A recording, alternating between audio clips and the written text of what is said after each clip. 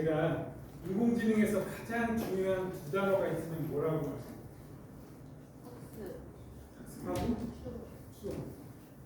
이게 왜 제일 중요한 두 단어가 있어요? 지금 두 달간 이제 물론 이제 AI만 집중적으로 배우고는 보통 얘기지만 지금까지 배운 걸 봤을 때 왜 학습하고 추론이 인공지능에서 가장 중요해요?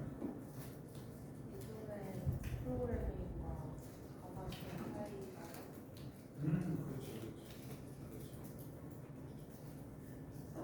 학습하지 않는 거는 진짜 인공지능이라고 하는 거는 의미가 없는 거죠. 뭔가를 계속 발전해 나가고 학습을 하는 게 우리가 가장 필요한 인공지능의 성격 중에 하나죠. 추론은 근데 왜 중요할까? AI에서 학습만 잘하면 되지. 추론이 왜 중요할까? 요즘엔 풀어을 하려고 만든 추론을 예측이라고 할 수 있는데, 예측이라고 할 수 있는데, 우리가 AI를 하는 거는 결국에는 예측을 하려고 하는 거예요. 예측. 네. 뭔가를 예측을 하려고 하는 거예요. 그게 AI의 가장 큰 쓸모죠. 이거 이제 하나의 사례인데, 일단 이거에 대한 거는 AI에 대한 이론적인 배경을 쭉 말씀을 드리면서 얘기를 할 건데요. 이게 이제 뭐냐면,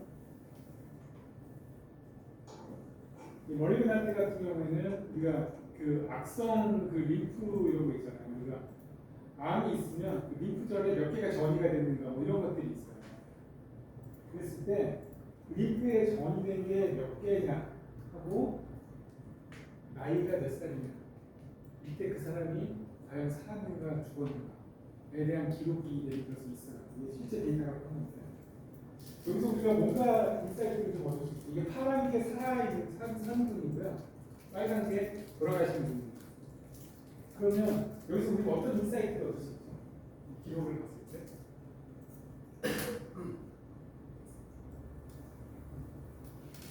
이제 전이된 림프의 개수, 그다음에 이거는 나이.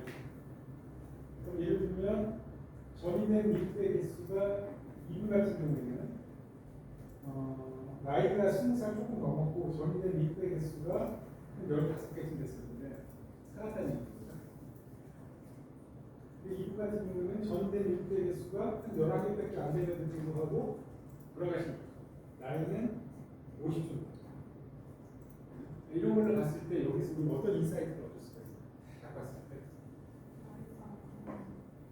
나이가 많으면 죽을 가능성이 높아진다. 림프 전이된 경우는 나이가 20대 이하 같은 경우에는 림프가 몇 개 전이됐든 말든 간에 어지간하면 대부분 다 그 개수에 상관없이 살아있잖아요.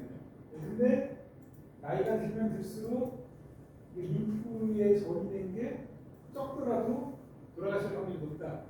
네, 이렇게 대충 그래프만 봐도 좀 생각이 나죠. 그렇게 분석을 할 수 있고, 그랬을 때 우리가 예측이잖아요. 예측을 한번 하는데 특정 환자가 드디어 나타났어요. 이 새로운 환자의 나이는 21살. 현재 림프에 전이된 건 10개. 이 사람이 과연 생존할 것인가를 예측을 하는 거죠. 이걸 예를 들어서 5년 생존율이라고 저희가 만약에 해볼게요. 5년 동안 돌아가셨다, 5년 후까지 살았다, 뭐 이런 얘기 보통 암에서 얘기하니까. 그랬을 때 이 환자가 딱 하고 나타났을 때 죽을 거냐 살 거냐 확률적으로 그걸 했죠. 이게 생과 사에 대한 예측인 거죠. 네.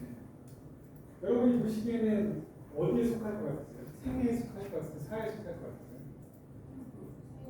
근데 그래프로 봤을 때는 왠지 사회 쪽이 좀 가까울 것 같다는 생각이 좀 들잖아요. 클래시피케이션 보니까 지금은 클래스가 딱 두 개예요. 뭐 하는 거죠? 중문이나 산이나 딱 두 클래스거든요. 안타깝지만 중문이나 산이나 클래스인데 과연 나는 어디에 속해 있을까? 라고 했을 때 살아있는 클래스에 당신은 속해 있습니다. 그러면 이제 아무래도 학습을 내시는 거죠. 예측이 여기에서 이루어지는 거죠. 이거를 자동으로 해주는 그 AI 프로그램을 만드는 거죠. 예측이죠. 예측이 의미가 있는 거예요. 그랬을 때 이거를 우리가 지금 그래프로 한눈에 봤으니까 이렇게 지금 얘기를 할 수 있는 거지, 실제로는 이게 다 숫자로 어딘가 엑셀 같은 데 저장이 되어 있는 거잖아요. 근데 그게 엑셀에 3에 59, 그 다음에 이거 같은 경우는 5에 45, 엑셀에 그렇게 들어가 있을 때 과연 10에 24 이라고 하는 거는 상 그 카테고리에 들어가 있느냐 중급 카테고리에 들어가 있느냐 라는 거를 계산하는 게 지금처럼 한눈에 들어오기가 쉽지 않을 거예요. 그럼 그거를 숫자로 어떻게 계산을 해서 그 카테고리를 나누냐 이거죠. 이거에 대한 카테고리. 그죠? 어떻게 하느냐가 KN에 나누겠죠. 그거를 수학적으로 어떻게 계산을 하지? 아까는 감으로는 저렇게 왔는데 저걸 수학적으로 어떻게 계산을 했는지 이쪽 카테고리에 속했는지 저쪽 카테고리에 속했는지를 수학적으로 어떻게 계산을 하느냐 이거죠. 그래서 결론을 내야 되니까 그죠? 그 방법이 여기에 나와 있는 거죠. 어떻게 하느냐?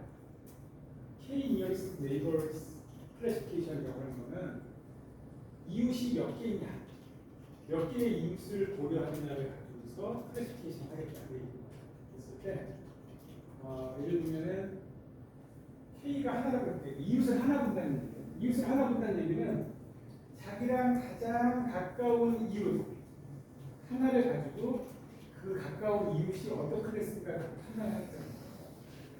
제일 가까운 이웃은 거리를 계산하면 돼요. 그건 쉽죠. 네, 거리를 계산하면 됩니다. 지금 얘도 결정이 났잖아요. 엑셀 파일을 주더라도 거리 계산을 할 수 있어요.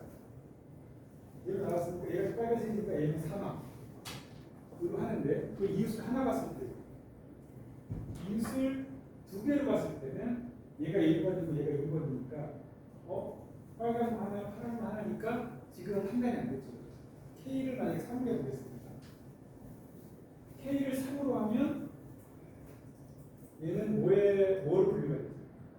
중문에 하느냐 생각을 분류가 되죠. 네.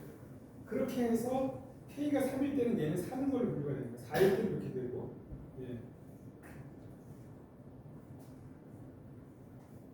이렇게 해서 K를 얼마 정도로 놓고서 얘가 어느 정도에 속하는지를 그럼 결정할 수가 있겠죠.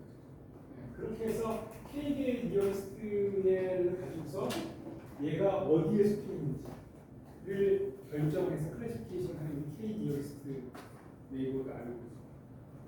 그래서 K를 만약에 4로 갔다 3으로 갔다 그러면 이제 3으로 갔을 때는 얘는 살아있는 클래시피케이션. 그러니까 사실 계산으로 간단하게 나눌 수 있어요. 그렇죠? 원리는 뭐 간단하게 이렇게 진행된다라는 걸 우리가 알 수 있죠.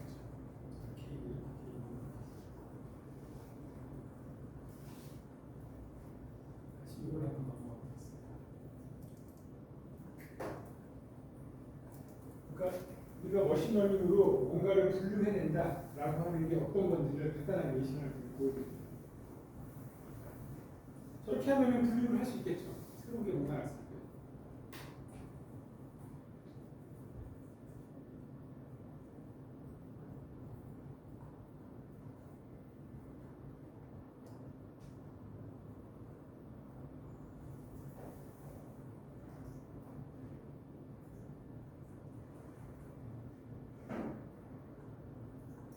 머신러닝의 기초에 대해서 좀 설명하도록 하겠습니다.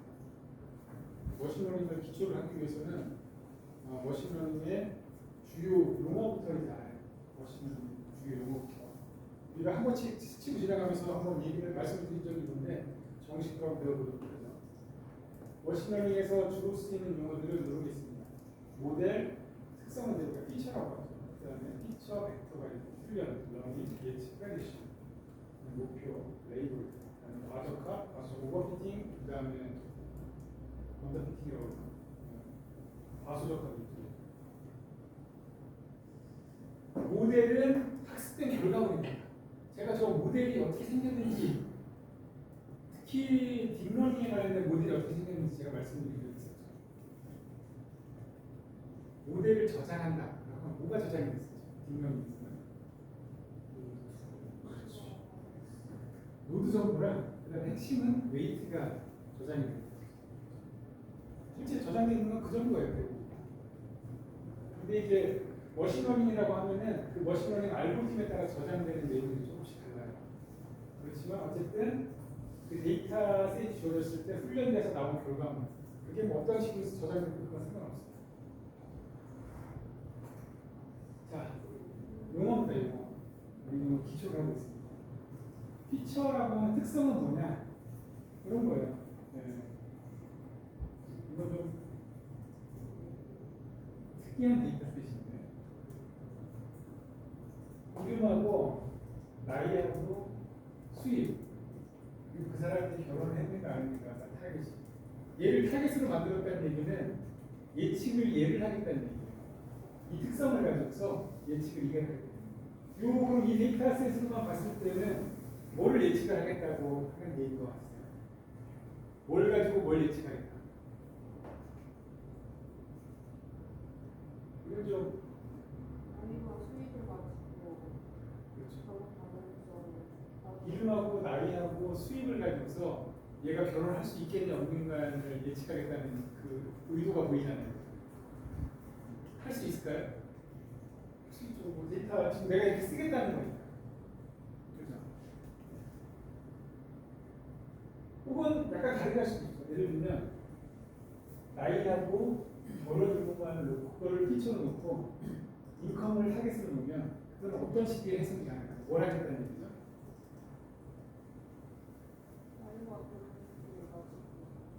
네, 얘가 나이와 결혼율을 가지고서 얘가 수입이 어느 정도 되겠구나 라는 거를 예측하겠다는 얘기죠. 피처하고 타겟이 뭔지 아시겠어요? 피처는 이거에 예측을 하기 위해서 우리가 모델에다가 학습을 시키기 위해서 저장하는 학습용 데이터들 이 피처가 되는 거고 거기서 최종 고을 우리가 예측을 해야 되는 최종 고을이 타겟이 됩니다. 그래서 피처셋과 데이터셋 그 타겟을 가지고 학습을 쫙 시켜놓고 그 다음에 예측을 할 때는 피처를 딱 주고 타겟을 예측하게 만듭니다. 이해가 되세요? 이해가 되는 거. 자, 피처하고 타겟이 이해가 되십니까?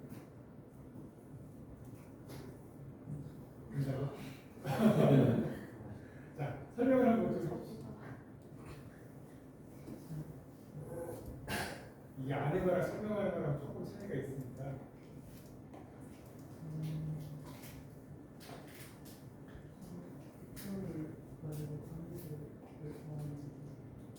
피처를 가지고 타겟을 정하는 거다. 예를 들면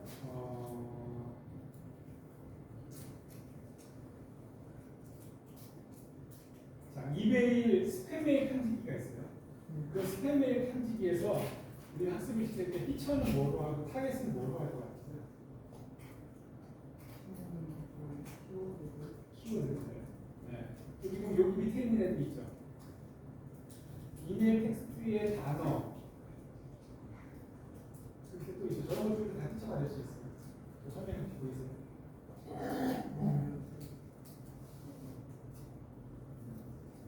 저 이메일 텍스트에 있는 단어들도 피처가 될 수 있어요. 발신자 주소도 발송된 시간대로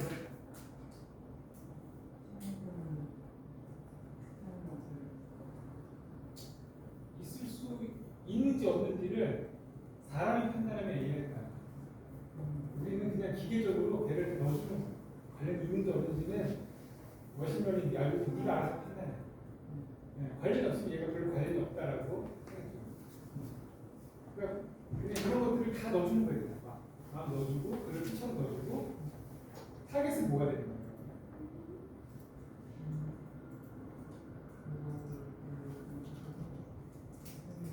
그렇지.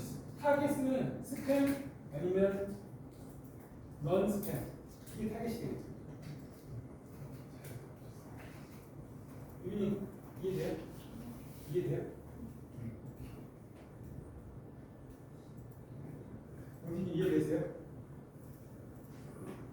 이게 머신러닝에서 피처와 타겟입니다. 특성과 타겟 이해되시죠? 특성 벡터라고 하는 거는 이제 그 특성들이 이렇게 그냥 우리가 벡터 나열이죠. 나열의 순서상을 얘기합니다. 그래서 RGB 같은 경우에는 RGB를 가지고 학습을 시키면 피처로 쓰겠다. 그러면 RGB 순서상이 이제 특성 벡터가 되는 거죠. 이런 거는 자, 훈련은 뭐냐? 러닝. 지금까지 뭐 맨날 하던 게 러닝이니까 데이터를 잔뜩 때려놓고서 해당 학습용 알고리즘을 가지고서 학습을 시키는 게 러닝입니다.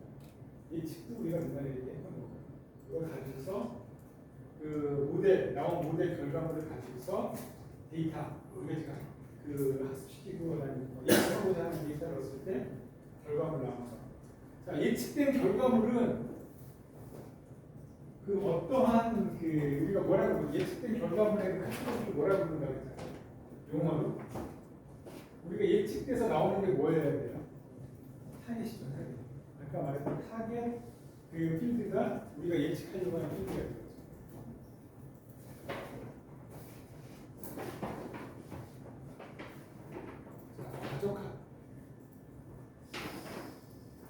가족학과 과소족학 네, 이라는 얘기가 있는데요.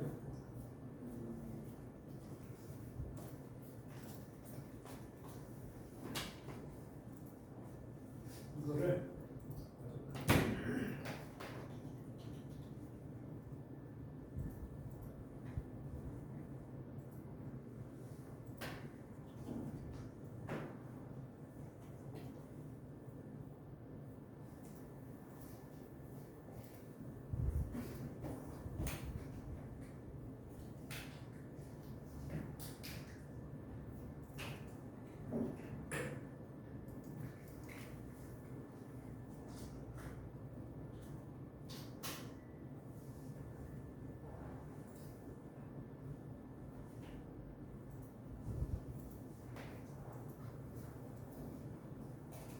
오버핏하고 언더핏에 대해서 과적합하고 과적합의 안무와 되겠습니다.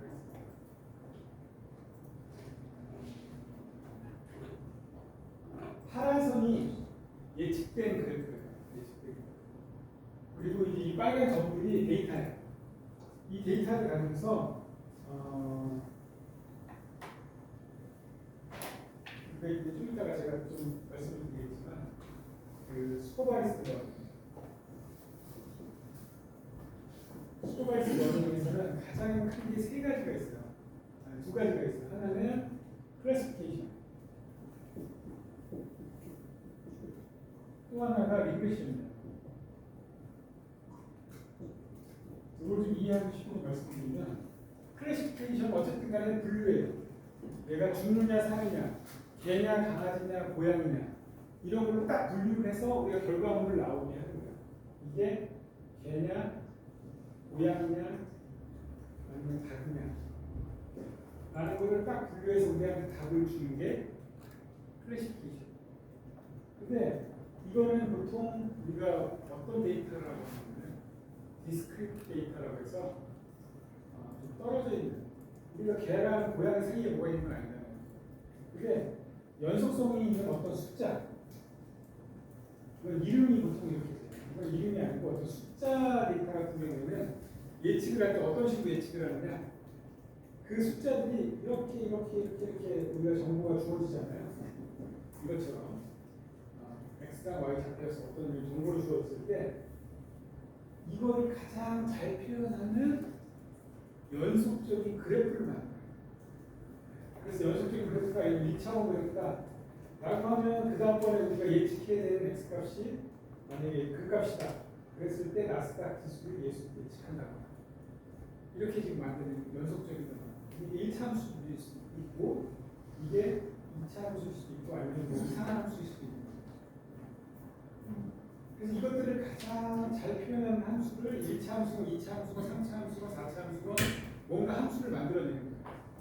가장 이걸 잘 표현하는 함수를 만들어내면 그 다음번에 어떤 값이 들어오면 그걸 예측을 할 수가 있죠. 그래서 연속적인 함수를 만들어내는 게 리그레션이다 라고 하는 건데 보세요. 이 데이터들이 있어요. 이거를 가장 잘 표현하는 함수를 무조건 1차 함수로 만들어냅니다. 그러면 대부분 이렇게 되겠죠. 근데 우리가 1차 함수로 만들어내면 예측이 우리가 만족하는 예측이 나올 것 같아요. 잘 안 나오는 거죠. 왜냐면 이런 애들이 좀 차이가 1차 함수보다는 이게 정답이거든요. 이 정도 함수를 만들어내는 얘기가 좀 그거 같은데. 근데 이거 수학적으로 그렇게 만들어내기 어려워. 그래서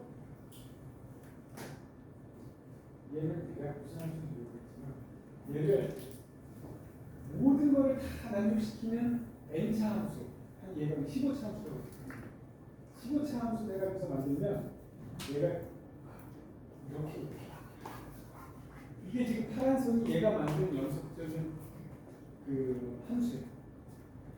그러면 모든 걸 다 거의 지나간 거, 다 진짜 거의 다 지나가게 만들 수 있는데 이렇게 만들어 버리면 우리가 과유급이 나와. 그래서 이 사이값이 예측이 오히려 안 될 때가 있어요.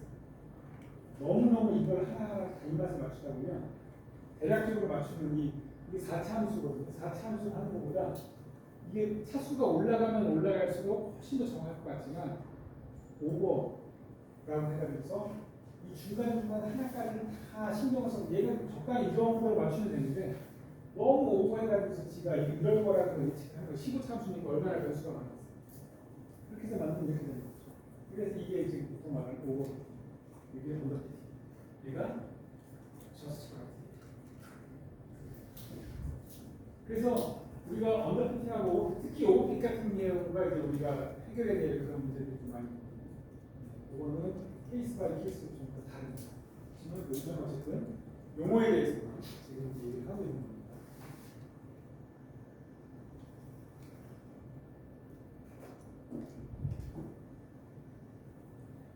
보시면 아수적합은 너무 단순할 때 모델이 너무 단순할 때 얘는 너무 복잡해. 모델을 너무 복잡하게 신경 쓰고 만들었어. 그렇게까지 할 필요 없고.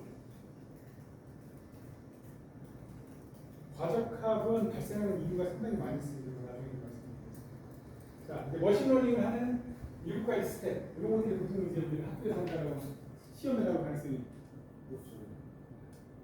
머신러닝의 7스텝을 1스텝 1부터 작성을 하시오. 자, 한번 해볼까요? 자, 이거를 이제 이해하려면 외우기 쉬운 방법이 있습니다. 우리 맨날 하는 게 그 AI는 크게 2가지 스텝이 있다고 했죠. 첫 번째가 뭐죠? 학습. 그 다음에 두 번째가 추론. 학습의 재료가 뭐라고 했죠? 학습의 결과가 뭐라고 했죠? 네. 그 다음에 이제 추론이 예측이 되는 거예요. 그게 이제 핵심이 되는 거예요. 그래서 트레이닝이 여기 한 가운데 있고, 그 다음에 예측이 여기 있죠. 그러면 우리가 트레이닝을 하면서 데이터를 준비해야 되잖아요. 데이터를 모은다. 그 다음에 데이터를 준비한다. 데이터를 준비한다는 게 무슨 의미입니까? 그렇지. 데이터를 전처리한다. 그거에 대한 얘기죠. 그 다음에 내가 이제 학습을 시킨다. 그럼 아무 학습이나 하는 게 아니라 가장 적합하고 최신의 학습용 알고리즘 모델을 선택한다. 아까 학습 결과물의 모델하고 좀 다르게 됩니다. 학습용 모델을 선택을 한다. 이미지면 CNN을 할 거냐, 그 다음에 자연어면은 트랜스포머를 할 거냐, 이런 걸 선택을 하는 거죠. 그런 다음에 학습을 딱 하고 내가 만든 이 지능이 정말 똑똑하네. IQ 검사를 하는 거죠. 그래서 기껏 고양이 이러고 카메라를 만들어 놨는데 IQ가 40밖에 안 된다. 이러면 다시 학습을 시켜야 되죠. 쓸모가 없는 생각입니다. 그래서 이밸리에이션하고 그 다음에 이밸리에이션 한 다음에 이제 여기에 이제 그동안 배우지 않은 얘기가 나오는데 하이퍼 파라미터 튜닝이라고 해가지고서 똑같은 이 학습용 모델이라고 하더라도 하이퍼 파라미터라고 하는 거를 어떻게 조정하느냐에 따라서 결과물이 달라요. 이 대표적인 예는 이런 거죠. 그 에포크를 몇 번을 합니다. 러닝 레이트를 얼마나 합니다.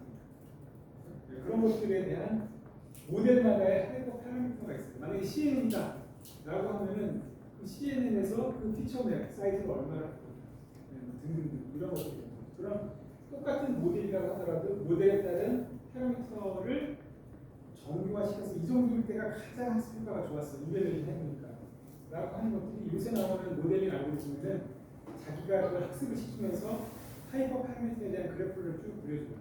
그러면 그걸 보고서 아 하이퍼 파라미터가 이 정도일 때 가장 학습 결과가 좋으니까 앞으로는 학습을 하이퍼 파라미터를 이 정도로 해 라고 해서 튜닝을 해서 트레이닝을 합니다. 결과물이 다 만들어졌기 때문에 이제 예측하는 거예요. 예측했습니다. 자 이제 가이드서 자 7단계의 첫 단계가 뭐죠? 두 번째가 뭐죠? 데이터 전체를. 세 번째가 뭐죠? 모델 선택. 세 번까지 되게 많습니다. 네 번째가 뭐죠? 학습. 다섯 번째가 뭐죠? 평가. 여섯 번째가 뭐죠? 발급하라고 일곱 번째가 주로 대단하십니다. 그래서 이제 우리 그냥 끝난 거예요. 방금 한 얘기예요.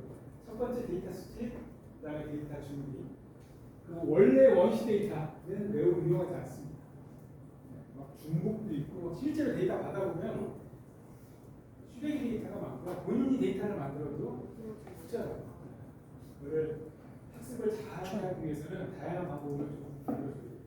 모델을 선택해야 되는데 모델의 종류는 어마무시하게 많습니다. 제가 옛날에 굉장히 복잡한 그래프 한번 보여드린 적 있죠. 모델의 종류에 대해서. 수백 수천 가지입니다.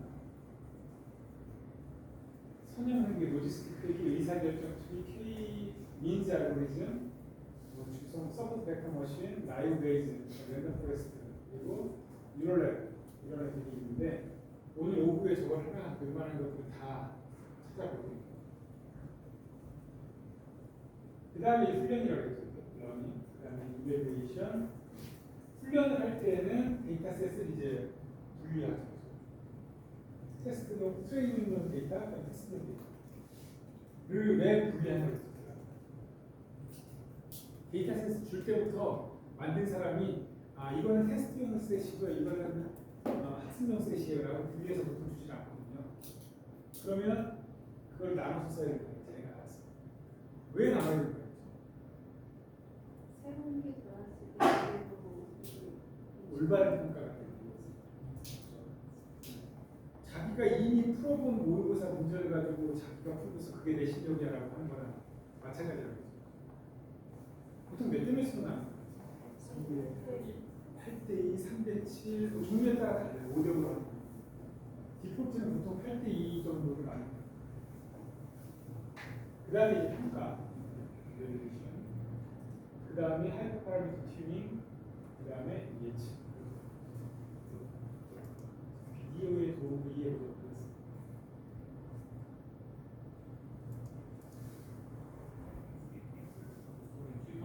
To detecting escalators in need of repair, machine learning has granted computer systems entirely new abilities. But how does it really work under the hood? Let's walk through a basic example and use it as an excuse to talk about the process of getting answers from your data using machine learning. Welcome to Cloud AI Adventures. My name is Yufeng Wu. On this show, we'll explore the art, science, and tools of machine learning. Let's pretend that we've been asked to create a system that answers the question of whether a drink is wine or beer. This question answering system that we build is called a model, and this model is created via a process called training. 저 Machine 사진에서 learning, the 와인인지 goal 맥주인지 of 구별하는 training 거예요. is to create an accurate model that answers our questions correctly most of the time. But in order to train a model, we need to collect data to train it. This is where we will begin. Our data will be collected from glasses of wine and beer. There are many aspects of drinks that we could collect data on, everything from the amount of foam to the shape of the glass. But for our purposes, we will just pick two simple ones: the color as a wavelength of light, and the alcohol content as a percentage. The hope is that we can split our two types of drinks along these two factors alone. 이런.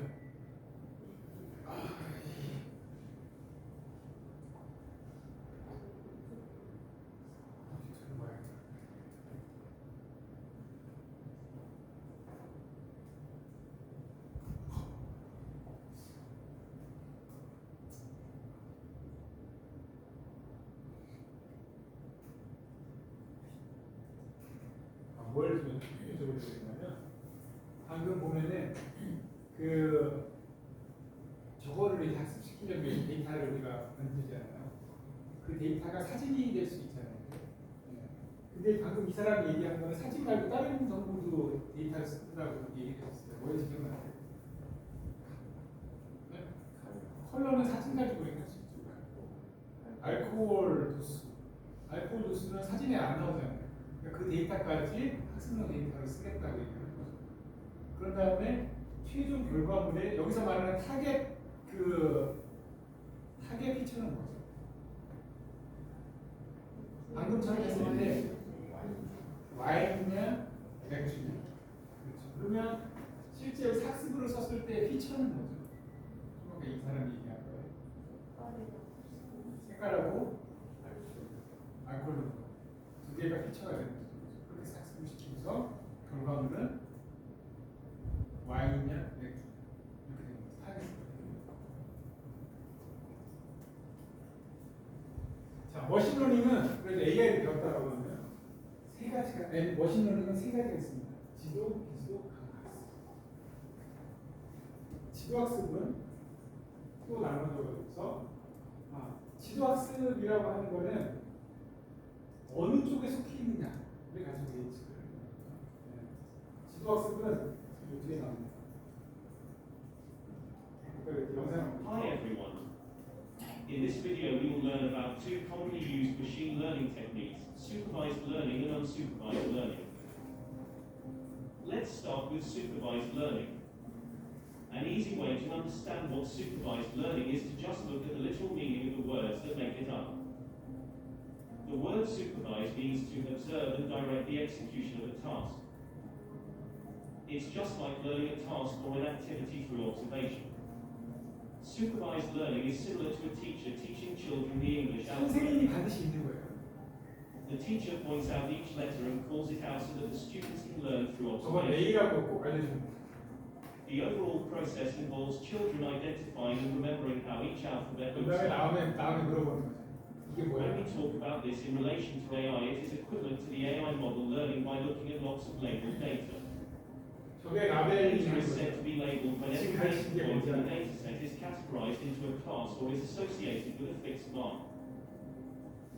For example, in a dataset consisting of pet images, the images can be labeled as either a dog or a cat.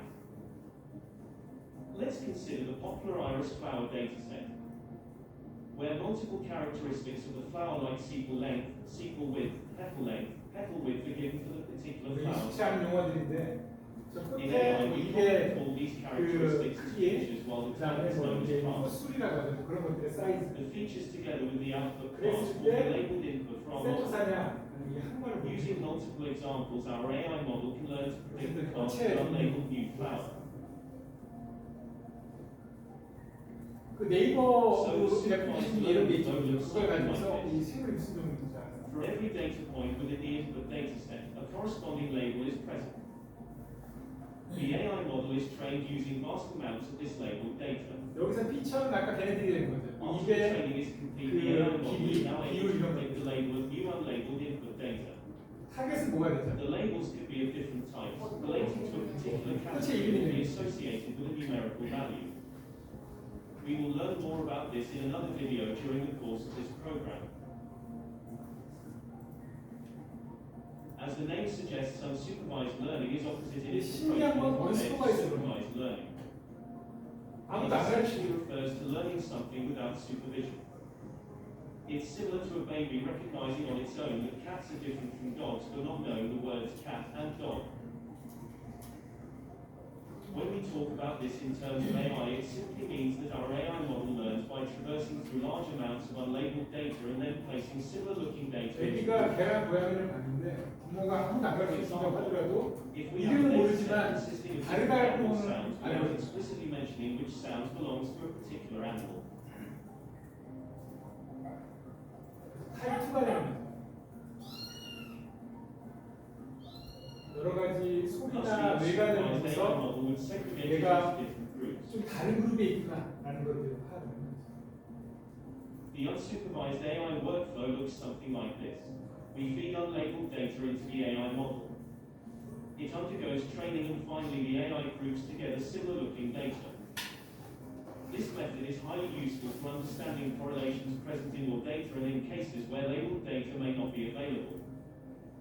저런 거 같은 It is 경우는 also useful in cases where we 시중에 want to make sense 라벨링된 of abstract research 그런 게 data, 없을 때 and 그러면 also identify patterns which might be difficult to catch for a human being. 이게 무슨 종류인지 이거 어떻게 지금 이게 한 종류가 되는지 이런 걸 다 Let's summarize how supervised learning and unsupervised learning are 그러면 different from each unsupervised other. learning은 주로 어떤 And 게 in what 쓰죠? situations would you use one over the other? One easy way to figure this out is to look at the kind of data you have, and what kind of resources you might need for either cleaning the data and how much computing power. 자, 언슈퍼바이스 러닝을 학습을 하면 결과물이 보통 뭐가 어떤 형태가 나와요? 아까 슈퍼바이스 러닝은 그 어떤 종류에 속하는지 그 종류의 이름을 딱딱 분류해주는 데 쓴다라고 했죠. 혹은 함수 형태를 만들어서 이렇게 연속적인 함수를 만드는데 슈퍼바이스 러닝을 쓴다고 했죠. 언슈퍼바이스 러닝은 결과물이 뭐가 나와서 대략 카테고리 1번 카테고리, 2번 이름은 모르지만 1번 카테고리, 2번 카테고리, 3번 카테고리 이런 식으로 나오게 됩니다.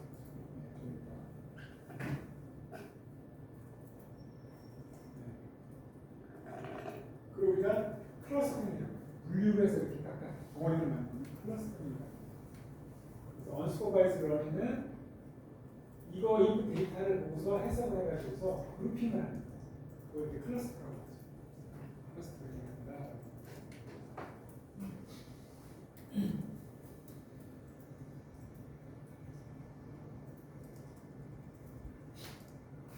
잠깐 피곤해 보이는 분들이 여기 계셔서 여기까지 하고 좀 쉬도록 하겠습니다.